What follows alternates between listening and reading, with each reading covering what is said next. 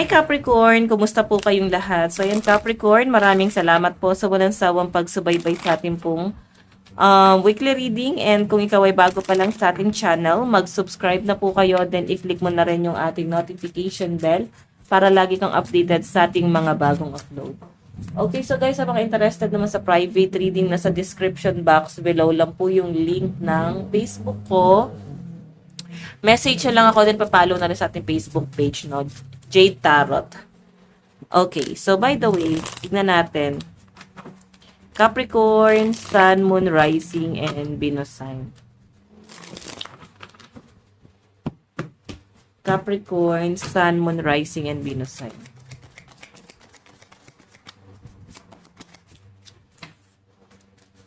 Meron tayong balance. Ayan. May mga Capricorn dito guys na pwedeng nagbabalance ka pagdating sa pagmamanage mo ng pera.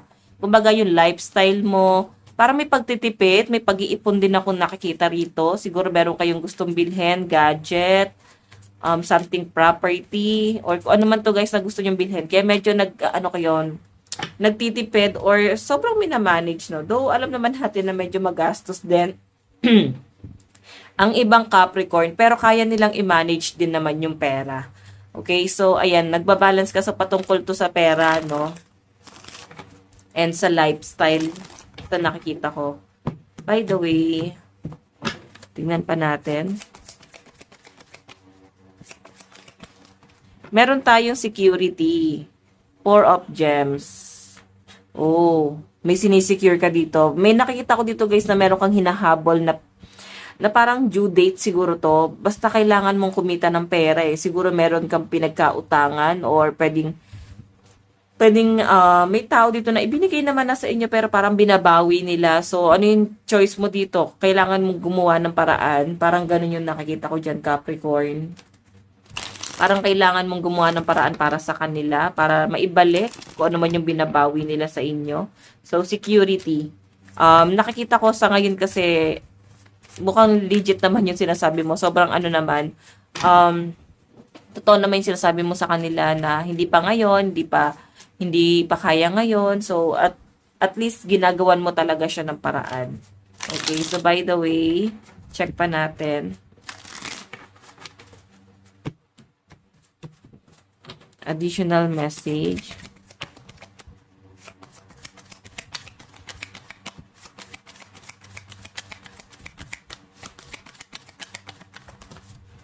Meron tayong generosity.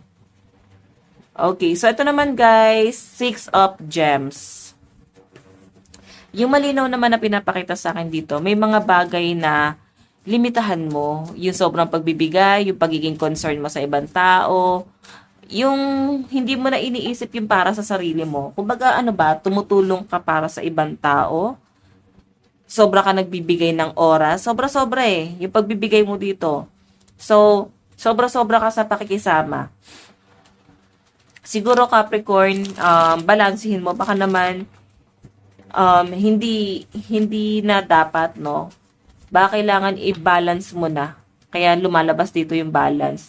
Kailangan i-balance mo na yung pakikipagkapwa-tao. Normal naman yun. Okay na din naman guys yung pakikipagkapwa-tao. Pero may oras para doon. Okay, lalo na at parang ikaw yung nawawalan o ikaw yung may kailangan ngayon.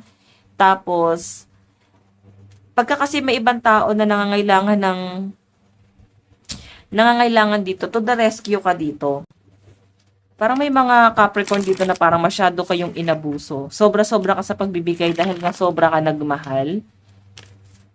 Sobra ka nagmahal kaya lahat naman binigay mo. As in lahat-lahat. Para lang hindi siya makaramdam ng kakulangan, para lang hindi siya maka-feel na parang pinabayaan mo or wala na siya isusumbat sa inyo. So, nakikita ko guys yung sacrifice. Actually, parang same naman kayo guys, may sinacrifice. Kung ito ay patungkol sa love life mo, parang nakikita ko naman same kayo na may sinacrifice na tong taong to. Okay, so by the way, meron tayong legacy. Oh, patungkol nga to sa property. Ano ba? Patungkol sa pera, agawan. May pag-aaway dito guys patungkol sa pera. Pwedeng lately lang may nangyaring ganon. Then, nagiging stress to ng mga Capricorn. Tignan pa natin.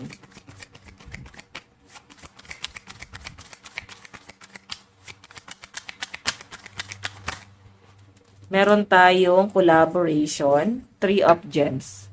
So, yung nakikita ko dito guys, since collaboration to, pagkakaisa, hindi pong masaya naman kayo nung una. Bakit nauuwi sa parang nagsisingilan or may mga sumbatan, may kailangan mabawi, may kailangan ibigay.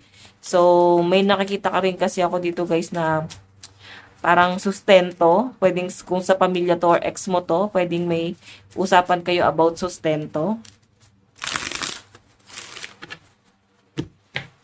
Check pa natin.